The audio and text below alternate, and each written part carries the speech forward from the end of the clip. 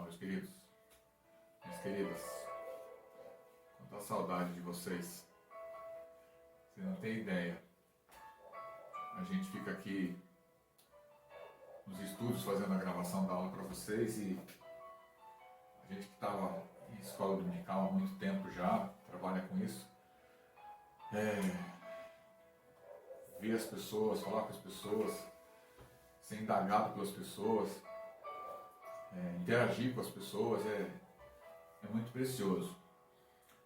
Mas a gente também louva a Deus porque Ele concede esse privilégio, né, nosso de estar falando com vocês através aqui da mídia, através da internet. Então, a gente começa mais uma aula daqui da Escola Dominical da Igreja Metodista em São Roque, da Igreja Metodista em São Roque.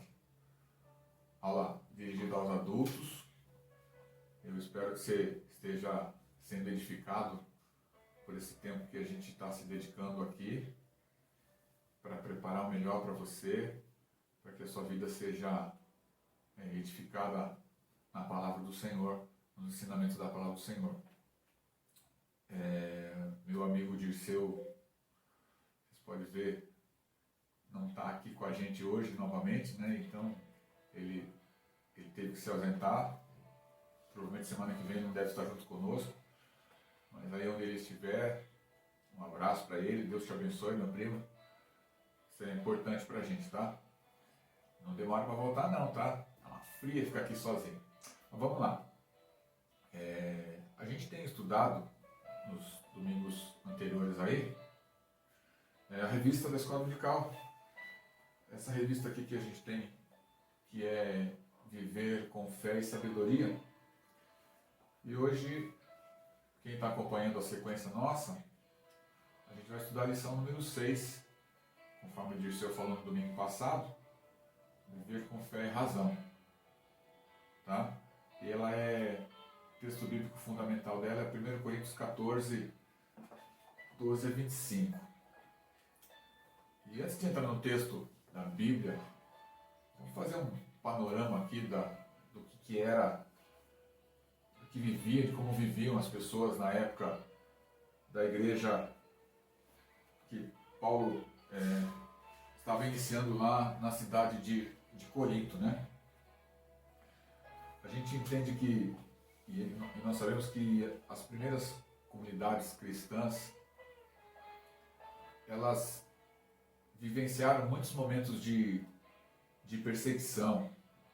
E a gente também sabe, estudando a Bíblia, que para aquela época assumir-se como cristão significava viver arriscadamente, né? Muito medo, tudo que acontecia. E exatamente por isso, né, uma das tônicas, uma das mensagens mais fortes do Novo Testamento para os cristãos daquela época era o renovo, né, da esperança que a igreja de Jesus precisava receber, precisava viver. E como a gente vai falar um pouquinho da igreja de Corinto e a carta que Paulo escreveu aos Coríntios, vamos entender, ele estabeleceu essa igreja lá na cidade de Corinto no ano 50, 51 mais ou menos dessa era cristã. E ele estava passando pela sua segunda viagem missionária naquela época, né, a sua segunda viagem missionária, e ele permaneceu 18 meses naquela cidade, naquela localidade. E isso você pode encontrar no livro de Atos, no capítulo 18, lá no versículo 11. E como a gente sempre estimula vocês, né, então leia lá Atos, capítulo 18, versículo 11. Leia todo o capítulo de Atos, né, capítulo 18, você vai encontrar lá sobre a fundação da igreja de Corinto, tá? E essa igreja, né, mesmo Paulo tendo permanecido 18 meses ali, ela é uma igreja nova, ela apresentava diversos problemas, né? E Paulo vem com uma exortação, e em alguns casos uma exortação muito pesada, porque as coisas que aconteciam não naquela cidade apenas, mas dentro da comunidade, que era uma comunidade relativamente nova, muitos problemas. E a gente relacionou alguns aqui só para citar como exemplos, né, dentre tantos outros, né, problemas de partidarismo, falta de compromisso, incesto, conflitos entre fraco e forte, eu sou de tal, eu sou do outro, processos em tribunais entre irmãos da mesma comunidade, as mulheres reivindicando uma posição melhor na sociedade, incoerência na celebração da ceia, né? Paulo é muito enfático quando ele fala a ceia não é para você se alimentar, para você matar a tua fome, a ceia é para você ter comunhão com o teu irmão. E muitas dúvidas em relação à ressurreição dos mortos e dúvida também em relação aos dons do Espírito. E aparentemente, como a gente pode perceber, essa igreja de Corinto, ela possuía muitos dons, mas fazia pouco uso da razão e do discernimento no uso desses dons. Isso, obviamente, atrapalhava muito o trabalho de edificação do corpo de Cristo na igreja. Então, para a gente ver, para a gente estudar um pouquinho melhor, vamos ler o texto lá de 1 Coríntios. Você que está aí, acompanha a sua Bíblia, na sua Bíblia, o texto que a gente vai ler. 1 Coríntios 14, acha aí, procura aí para ler com a gente. 12 até o 25. 1 Coríntios 14, 12 até o 25. Vamos lá? Palavra de Deus. Assim também vós, Paulo escrevendo para a igreja de Corinto, tá bom? Assim também vós, já que aspirais aos dons do Espírito, procurai tê-los em abundância, bastante. Para quê? Para a edificação da Assembleia, para a edificação da igreja, do corpo de Cristo. É por isto que aquele que fala em línguas deve orar para poder interpretá-las. Se oro em línguas, meu espírito está em oração, mas a minha inteligência nenhum fruto colhe. Que fazer, pois? Orarei com meu espírito, mas hei de orar também com a minha inteligência. Com efeito, se deres graças apenas com o teu espírito, como poderá o ouvinte não iniciado dizer amém à tua ação de graças, visto que não sabe o que dizes? Sem dúvida, tua ação de graças é valiosa, mas o outro não se edifica. Dou graças a Deus por falar em línguas mais do que todos vós. Paulo falando, ok, irmãos? Irmãs? Mas, numa assembleia, prefiro dizer 5 palavras com minha inteligência para instruir também os outros a dizer 10.000 palavras em línguas. Versículo 20. Irmãos, quanto ao modo de julgardes, não sejais como crianças. Quanto à malícia, sim, sede crianças. Mas, quanto ao modo de julgar, sede adultos. Está escrito na lei: falarei a esse povo por homens de outras línguas e por lábios estrangeiros, e mesmo assim não me escutarão, diz o Senhor. Isaías 28, 11 a 12, de onde Paulo trouxe esse texto para a igreja de Corinto. Por conseguinte, as línguas são um sinal, não para os que creem, mas para os que não creem. Afirmação de Paulo. A profecia, ao contrário, não é para os incrédulos, mas para os que creem. Se, por exemplo, a igreja se reunir e todos falarem em línguas, os simples ouvintes e os incrédulos que entrarem não dirão que estáis loucos. Se, ao contrário, todos profetizarem, o incrédulo ou o simples ouvinte que entrar há de se sentir arguído, questionado por todos, julgado por todos. Os segredos de seu coração serão desvendados daquela pessoa que entrar na igreja. Prostrar-se-á com o rosto por terra, adorará a Deus e proclamará que Deus está realmente no meio de vós.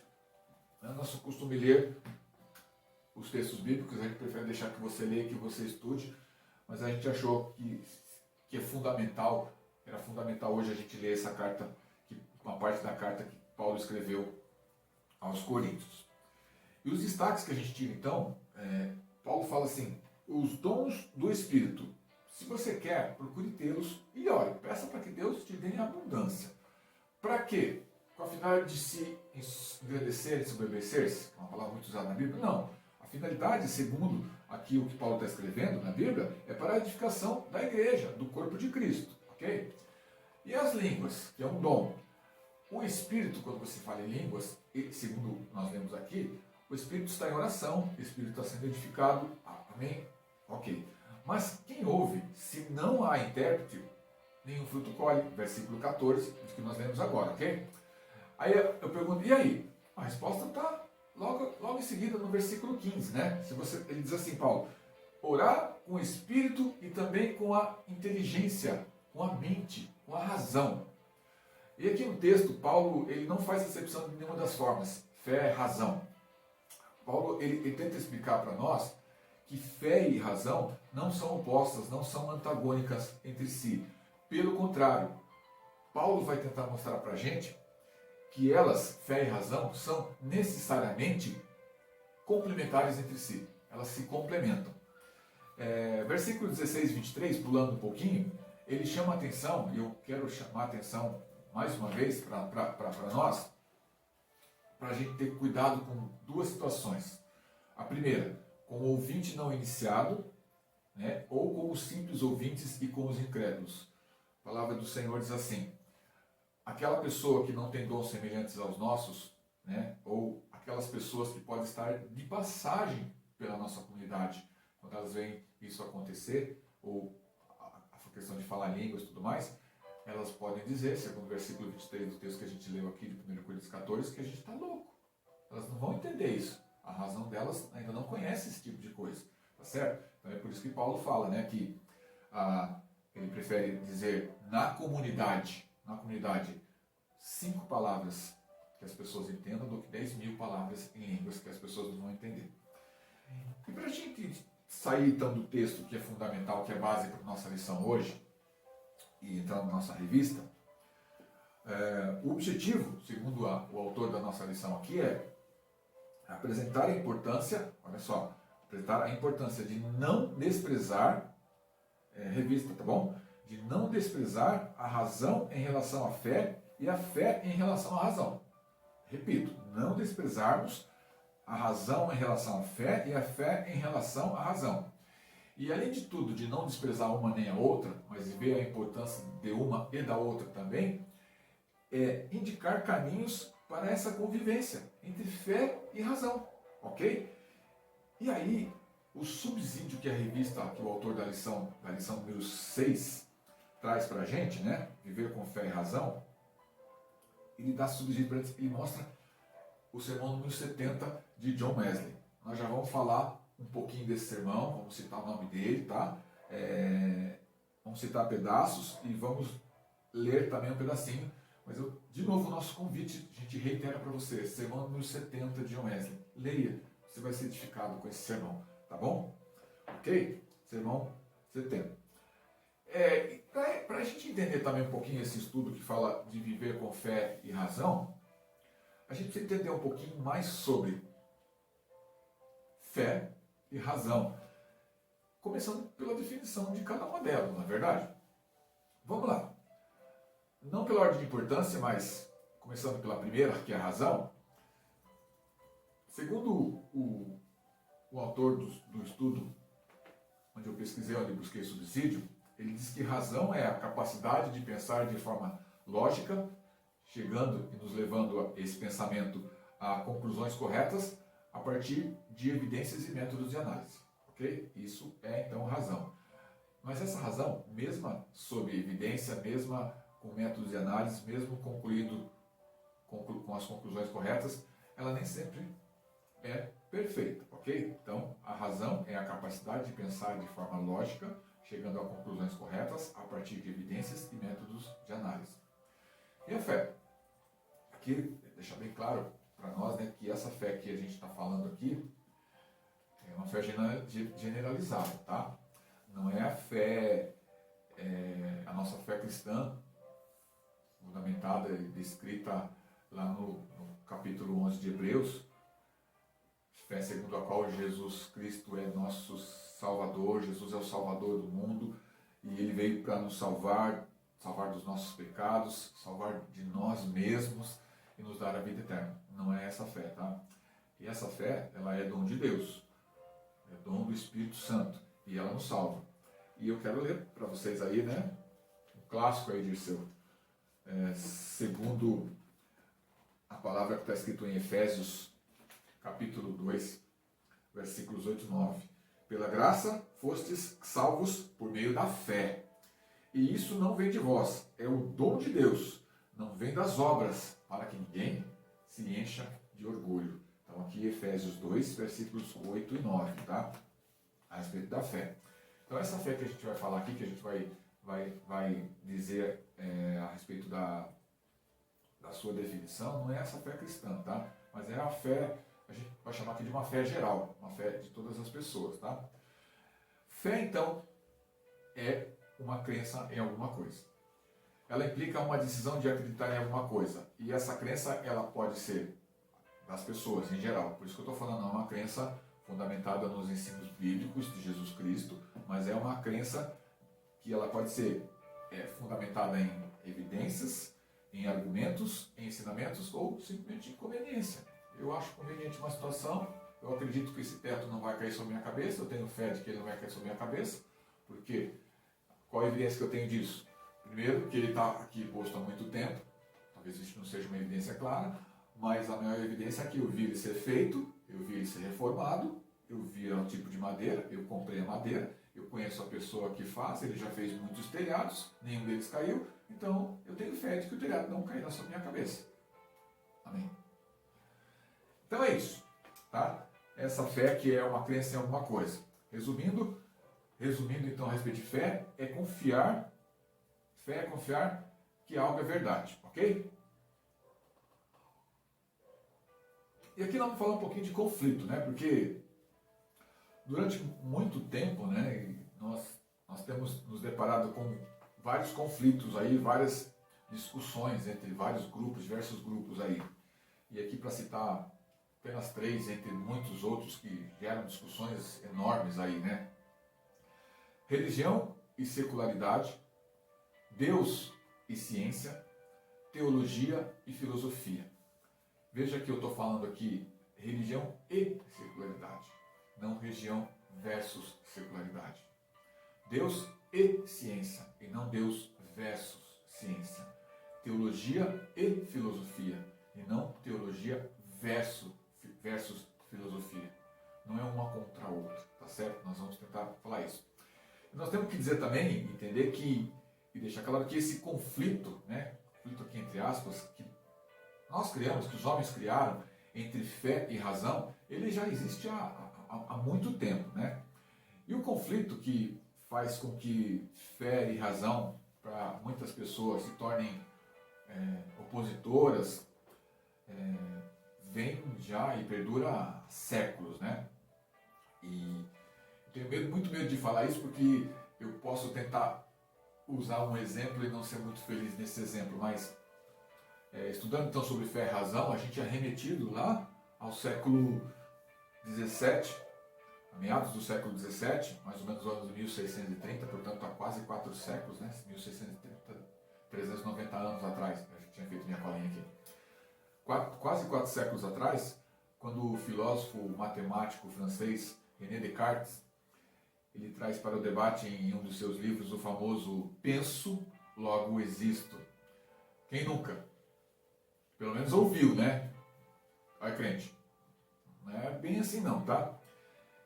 Então, quem nunca ouviu, né, falar sobre isso? Penso, logo existo. E embora esse não seja o tom, embora esse seja o foco, a gente apenas quer lembrar que o filósofo René Descartes, ele olhava tudo com exagerado ceticismo. Isto é, segundo ele, nós devemos, ou as pessoas devem questionar tudo. Se com Descartes, por um lado, o ceticismo ele se torna fundamento para se apoiar à razão, a pessoa vai se tornar um bitolado, né? Ou seja, uma pessoa, ou as pessoas, no caso René Descartes e os seus seguidores, pessoas que têm ideias, opiniões, conhecimentos estreitos, rígidos, que não podem ser muito definidos, né? E boicota tudo. Essas mesmas pessoas, por um lado, essas mesmas pessoas, elas supervalorizam a razão. E segundo alguns estudos, geralmente quem supervaloriza são homens de compreensão muito acima, ou seja, de conhecimento vasto, que por conhecerem ou acharem que conhecem mais do que os outros homens, eles supõem conhecer todas as coisas. Viu o Google, né? O cara que sabe tudo, as pessoas que sabem tudo, a mulher que sabe tudo. Eu sei, eu estou com a razão e pronto. Já ouviram isso também, né? Infelizmente. Então, se por um lado, né, o ceticismo para Descartes ele é o fundamento para se apoiar à razão, por outro lado surgem, né, os entusiastas, aqueles que desprezam a razão e supõem que os sonhos criados, os sonhos nascidos na sua própria imaginação, são para eles, e se são para eles, são para todas as pessoas que estão ao seu redor, revelações de Deus. Então, o cara que é bitolado, o cara que é cético, né? E o cara que é entusiasta demais. O entusiasta, para deixar claro para a gente aqui, né? A gente pesquisou, é aquela pessoa que se dedica excessivamente a alguma coisa. Se dedicar a alguma coisa não tem problema algum. A gente tem falado isso aqui, nesse tempo que a gente tem aqui. O problema não é se dedicar, o problema é se dedicar excessivamente sobre alguma coisa, né? A alguma coisa. Na nossa revista também, ele mostra pra gente aqui, já citando um pouco então do sermão de Wesley, né? A respeito de fé e razão, que Wesley pregou esse sermão e ele dizia assim: muitos afirmam, me permita ler aqui porque é um trecho muito importante, tá? Desse sermão aqui que vai dar subsídio bem legal para a nossa aula, tá? Wesley pregou: muitos afirmam que a razão é o maior dom de Deus. Eles pintam a razão, né, com cores formosas, exaltam-na, a razão, estamos falando de razão, até os céus. Eles gostam de falar pormenorizadamente em seu louvor. Eles a tornam pouco menor do que divina. Eles estão acostumados a descrevê-la como quase, se não totalmente, infalível. Razão. Eles olham para ela como diretor todo suficiente de todos os filhos dos homens, capaz de, pela sua luz natural, guiá-los para toda a verdade e conduzi-los em todas as virtudes. E aqui Wesley se referia principalmente aos iluministas da sua época, né? E o que são, né? O que são os iluministas da época de Wesley? Também para entender a história e a época, a data que esses sermões de Wesley foram escritos, que Wesley viveu, o iluminismo e Wesley foram contemporâneos. Eles aconteceram, eles viveram no mesmo tempo, tá? Wesley e século XVIII e o iluminismo também. E a gente lembra aqui que o movimento, esse iluminismo, né? Nossa colinha aqui, para não falar besteira, o iluminismo é um movimento intelectual denominado, o movimento denominado iluminismo surgiu no século XVIII na Europa, na mesma época em que John Wesley crescia suas pregações e suas ministrações. E esse movimento iluminismo, ele defendia o uso da razão, que ele chamava de luz, contra o regime antigo, que ele chamava de trevas. Então era iluminismo, o tempo das luzes, contra o regime antigo, que era o regime das trevas. E esse regime antigo a gente entende que era o regime monarcal, né? Onde a monarquia imperava e todo o poder estava concentrado nas mãos do rei, dos reis, tá? E essa foi uma das grandes lutas de Wesley contra o movimento. Essa luta se dá por conta do movimento iluminismo derrubar o teocentrismo e ter dado lugar ao antropocentrismo. Ou seja, antes Deus era o centro de tudo e agora antropocentrismo, grego antropos, humano, que entrou no centro, é um conceito oposto, aí sim, versus, né, ao teocentrismo, porque ele ressalta a importância do homem dotado de inteligência e livre para realizar suas ações no mundo. Bom, vamos lá. Revista de novo. Então, como eu disse, o sermão 70 de Wesley, e o nome desse sermão, eu não falei para vocês, né, para vocês procurarem depois, é O Caso da Razão Imparcialmente Considerada. Ok? O Caso da Razão Imparcialmente Considerada, Sermão 70 de Wesley. Ele foi pregado na Inglaterra, na cidade de Langham, no dia 6 de julho de 1781. E o sermão está baseado em 1 Coríntios 14 e 20, que foi um dos versículos do texto que nós lemos agora. Tá certo? E quando a gente estuda, foi buscar subsídio para falar um pouquinho sobre fé e razão, eu me deparei com uma palavra que ela, embora seja usada mais no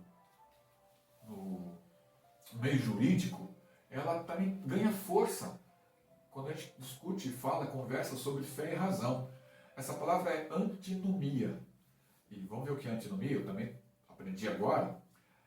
Antinomia, segundo a definição que a gente achou mais apropriada de antinomia, então, ela é a presença de duas normas aparentemente conflitantes, válidas e cheias, ou seja, emanadas de autoridade competente. Sozinhas, elas já têm a sua valia, sem que se possa dizer qual delas merecerá aplicação em determinado caso concreto. Ou seja, sem que a gente precise usar uma ou outra. Para tentar explicar um pouquinho essa questão da antinomia. Duas coisas podem ser importantes para determinado caso. E a gente só vai saber qual delas é importante e vai ser fundamental na hora que o caso estiver acontecendo. Tá certo? Então elas sozinhas, elas parecem conflitantes, mas elas sozinhas, elas têm a sua valia, tá? Então, antinomia. Se você quiser pesquisar depois um pouco melhor sobre isso também, fique à vontade, vocês nos ajudam bastante, tá? 1781, século XVIII, a mesma época, portanto, que surge aí o movimento denominado de Iluminismo, e Wesley está crescendo então com seus sermões, com suas ministrações. Legal? Então vamos lá. Aí, no seu sermão, então, denominado O Caso da Razão Imparcialmente Considerada, Wesley, ele argumenta, de novo abro aspas para Wesley aqui, não há, então, algum meio termo entre esses extremos, entre subestimar e superestimar a razão? E ele mesmo responde, né? Certamente que há. E essa é a proposta da nossa lição. Como eu disse, né? Não desprezar a razão em relação à fé e a fé em relação à razão, mas buscar um caminho de convivência entre uma e a outra também, entre fé e entre razão. Ok? Continuando aqui. Então o sermão, ele tinha o intuito de apontar, primeiro, aos que depreciam a razão, o que ela pode fazer, e então, para aqueles que a supervalorizam, o que a razão não pode fazer. Para Wesley, a razão era vista como argumento e como o entendimento, ok? Uma faculdade da alma humana. Ele reconhecia que ela, a razão, estamos falando da razão, auxilia o ser humano a desenvolver suas tarefas. E ele afirmava a respeito da razão: poucos homens, em seu juízo, negarão tudo isso.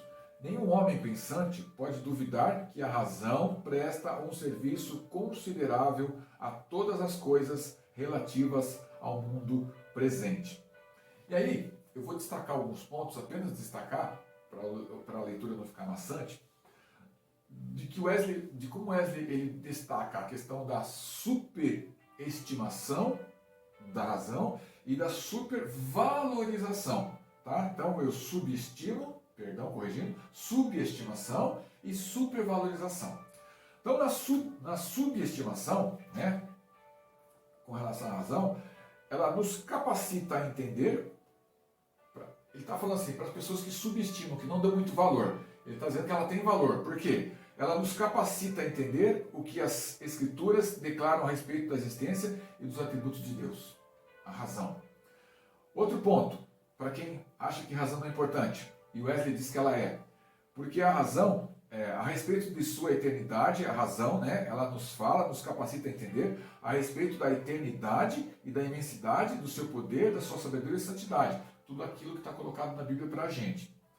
E também diz que é pela razão que Deus nos capacita, em medida, a compreender o seu método de proceder com os filhos dos homens, através da razão.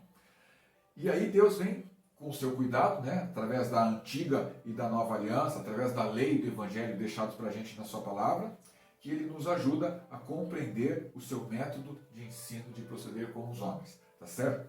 E a razão é que nos traz isso através da leitura do conhecimento e do entendimento da palavra do Senhor, ok? E também, né, é a razão, né, que ele afirmando assim, é a razão que é a fé que nos traz a fé por meio da qual nós somos salvos. É a razão que nos aponta qual é a natureza e a condição da justificação. Semana passada falamos disso, né? E por último, é a razão que traz os frutos imediatos e subsequentes dos ensinamentos que Deus nos coloca. Em todos esses aspectos e em todas as obrigações da vida comum, Deus tem nos dado nossa razão como guia. Olha aí, razão como guia, ok? E é apenas agindo de acordo com os ditames dela, ou seja, da razão, usando todo o entendimento, toda a inteligência, toda a razão, né, que Deus nos tem dado, que podemos ter a consciência livre da ofensa em relação a Deus e ao homem. Sermão de Wesley também. E aí ele traz assim, a razão não pode produzir a fé, a esperança e o amor. Entendemos? A razão, já vou explicar isso aqui um pouquinho para frente aqui, não pode produzir a fé, a esperança e o amor. Ele deixa isso claro no seu sermão número 70. E para aquelas pessoas que supervalorizam a fé, o Wesley também diz que ela não é tudo isso não, tá certo? Ele diz assim, Wesley, abro aspas para ele, permita-me acrescentar umas poucas palavras a você também que supervaloriza a razão. Você deveria ir de um extremo ao outro. O caminho do meio não é o melhor? E assim como Paulo, no livro de Coríntios, no capítulo que nós lemos aqui, os versículos que nós lemos, ele quer mostrar para a gente que existe possibilidade de uma boa convivência entre fé e razão. O Wesley está falando da mesma coisa. O caminho do meio não é o melhor? Deixe, e aí para quem supervaloriza demais a razão, ele vem falar assim para a gente, para nós, deixe a razão fazer o que a razão pode fazer. Empregue-a até onde ela pode ir. Mas, ao mesmo tempo, reconheça que ela é extremamente incapaz de conceder fé, esperança ou amor. E, consequentemente, de conceder tanto a virtude real quanto a felicidade substancial. E de quem, e para quem, e de onde nós vamos buscar essa virtude real, esse poder real, essa garantia real de vida, essa felicidade substancial que o Wesley está citando aqui.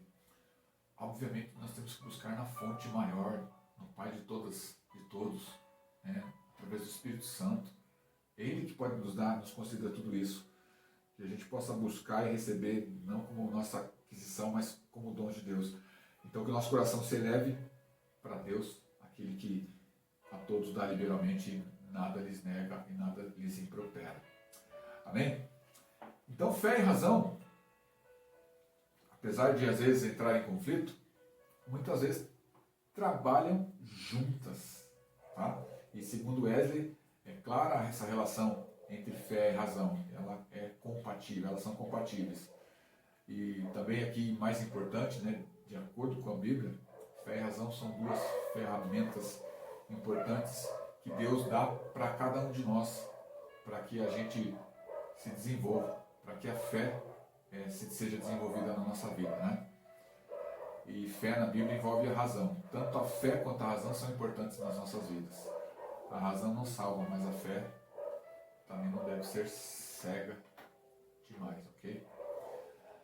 Então, queridos, como a gente tem falado, às vezes elas entram em conflito, né? Mas também muitas vezes trabalham juntas. E a fé normalmente é baseada em raciocínios e a razão precisa estar fundamentada em crenças básicas. Mas juntas, fé e razão se tornam mais fortes.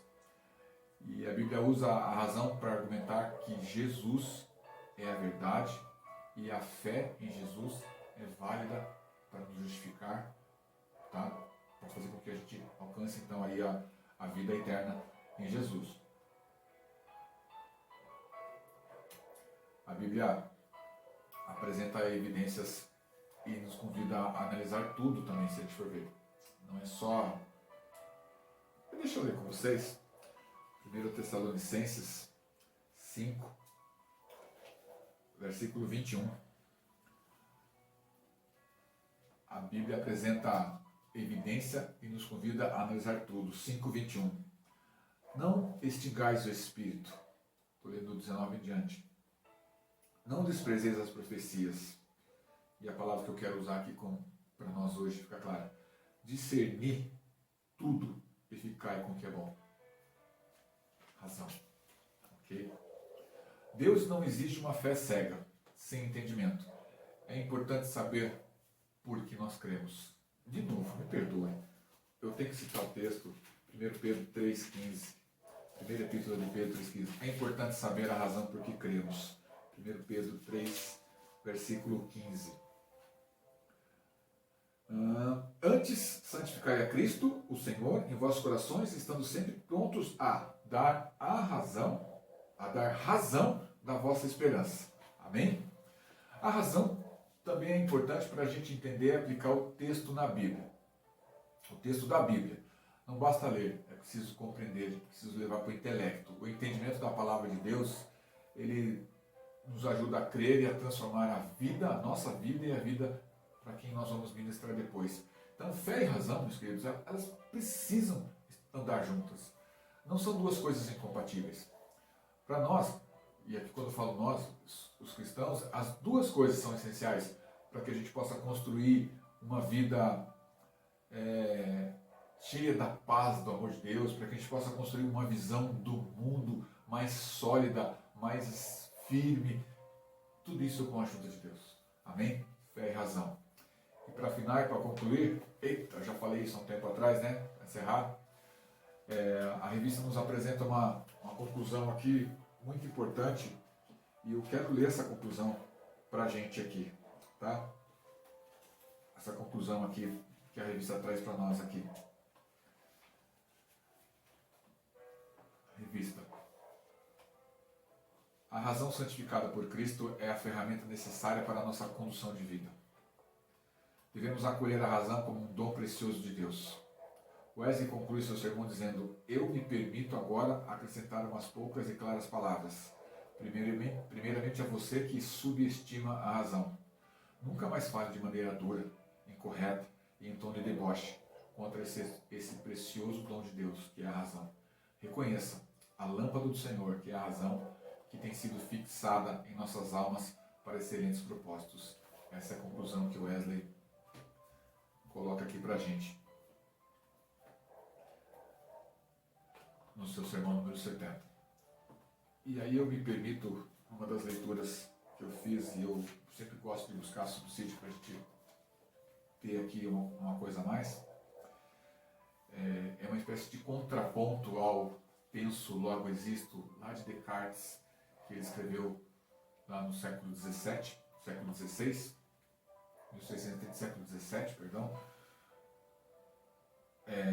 Eu ganhei um livro, encontrei, já nos conhecíamos na igreja, mas encontrei com ele no aeroporto, em Campinas. Nós estávamos indo a trabalho para o Rio de Janeiro e a gente se encontrou no aeroporto. E ali na espera do voo, era o mesmo voo que nós íamos pegar. Meu irmão em Cristo, meu amigo Leandro Martins, o nosso pequeno Léo, grande Léo, beijo por você, meu irmão, Deus te abençoe. E em conversa daqui e de lá, o Léo me deu um presente. Ele deu um livro chamado Diário de um Extraordinário. Dá para ver aqui, né? Leandro Martins. E aí, como eu estou falando para vocês sobre fé e razão, e lá atrás estava dizendo que penso, logo existo, em contraponto a isso, eu quero ler um versículo da Bíblia que diz assim, é uma das meditações, um dos textos que o Léo escreveu, está lá na página 23 do seu livro Diário do Extraordinário. Deixe Cristo viver por intermédio de você. Eu quero encerrar essa aula, essa meditação com esse texto. Logo, já não sou eu quem vive, mas Cristo vive em mim. E esse viver que agora eu tenho na carne, eu vivo pela fé no Filho de Deus, que me amou e a si mesmo se entregou por mim. Versículo 20, Gálatas capítulo 2. E o Léo, ele escreve assim a respeito desse texto aqui. Algumas pessoas precisam desaprender algumas coisas antes de começarem a aprender o que Deus quer para elas. aprender algumas coisas, jogar o velho homem fora, nascer de novo, coração de carne no lixo, coração de pedra no lixo, coração de carne que Deus nos dá. Por exemplo, Léo falando aqui na sua meditação, algumas pessoas tentam manipular as outras com sua autopiedade ou sua ira. Ou eu estou precisando, eu estou carecendo, ou se impõe através da ira. Dois extremos também aqui que precisam ser abolidos, conforme o Léo está escrevendo aqui. Essas pessoas acreditam que por meio dessas ferramentas, autopiedade ou ira, dessas ferramentas emocionais, obterão o que quiserem dos outros. Algumas pessoas que foram feridas ou abusadas sentem que têm de cuidar de si mesmas porque ninguém mais o fará.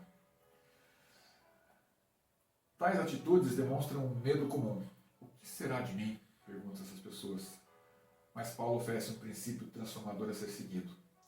Fui crucificado com Cristo e não vivo mais, mas Cristo vive em mim. Uma outra versão de Gálatas 2:20. Quando Cristo vive em você, o Léo está finalizando essa palavra. Quando Cristo vive em você, cada dia de sua vida poderá ser totalmente desfrutado. Quero fechar com isso. Amém? É isso, meus queridos. Nós podemos encontrar caminhos perfeitamente para a convivência entre fé e razão, visando simplesmente a glória de Deus e o cumprimento da nossa missão aqui na Terra. Amém? Então, a nossa lição de hoje, ela falou um pouco sobre viver com fé e razão. Amém, queridos? Então, para a próxima aula, eu não sei se o meu parceiro de interação aqui, com ele do lado aqui é muito melhor, dá uma segurança, você tem ideia. Mas a gente segue aqui. Não sei se para a próxima aula o meu mano vai estar do meu lado aqui. Pode ver que até o ambiente mudou hoje, né? O estúdio mudou aqui. Legal. Hoje eu estou no meu escritório de guerra. Gravando isso para vocês. Não sei se eu vou estar junto com o Dirceu semana que vem, mas se não tivesse, semana que vem a gente vai para a lição 7, viver com sabedoria. E lição 7, a lição 6 que nós falamos hoje, ela finalizou a unidade viver com fé. E agora nós entramos na unidade 2, que é viver com sabedoria. E o título da lição é viver com sabedoria, fundamentado em Provérbios 1. Pode ler o capítulo inteiro, você vai gostar, tá? Viver com sabedoria. Amém, meus queridos? Pessoal de São Roque, só que está vendo a gente aí, ó, a revista chegou, está com a gente aqui, a gente está esperando você sinalizar que você quer, que você precisa da revista para acompanhar lá com a gente, tá bom? Sinaliza para a gente, Dirceu e eu fazemos questão de levar até a sua casa com todo cuidado, tá? Que precisa ter agora. Tá bom? Então, semana que vem a gente volta com a lição 7 e eu espero, não sei se o Dirceu vai estar de volta, mas se ele tiver, muito melhor, senão a gente toca o barco aqui. Tá bom? Vamos orar, encerrando essa nossa aula, essa nossa lição aqui, que é a lição número 6, viver com fé e sabedoria. Oramos? Amém? Papai, meu Deus, Senhor de todas as coisas, eu quero te agradecer por esse tempo de escola dominical, por esse tempo de poder estudar, compartilhar a tua palavra, Senhor. Que aquilo que eu disse aqui, Senhor, seja extensamente, profundamente, Senhor, e completamente transformado, mudado, se for o caso, complementado, Senhor, pela ação do Espírito Santo na vida de cada pessoa que vai estar ouvindo, de cada pessoa que vai estar assistindo esse vídeo, Pai. O que eu falei aqui talvez, Senhor, sejam apenas palavras de um estudo que nós fizemos, Senhor, mas que o Senhor complemente, Senhor. Que o Senhor venha dando sabedoria, dando entendimento, Senhor, para que as pessoas possam ser edificadas, Senhor, através desse estudo, Pai. Eu te agradeço por essa oportunidade de viver de escola dominical. Peço que o Senhor abençoe a nossa igreja, Senhor. Peço que o Senhor abençoe os ministérios da nossa igreja, Senhor, todos eles. Peço que o Senhor abençoe, guarde, cuide dos pastores, pastor Edu, pastor Felipe, Senhor, suas casas, suas famílias, Senhor, livrando de todo mal, Senhor. Guarda cada filho teu, cada filha tua que vai assistir, ver esse vídeo, Pai. Que sejam edificados pelo Senhor. A nossa gratidão, Senhor, por tudo que o Senhor nos dá. em nome de Jesus, teu Filho. Amém e amém. Deus abençoe você. Até a próxima. Em nome de Jesus. Tchau.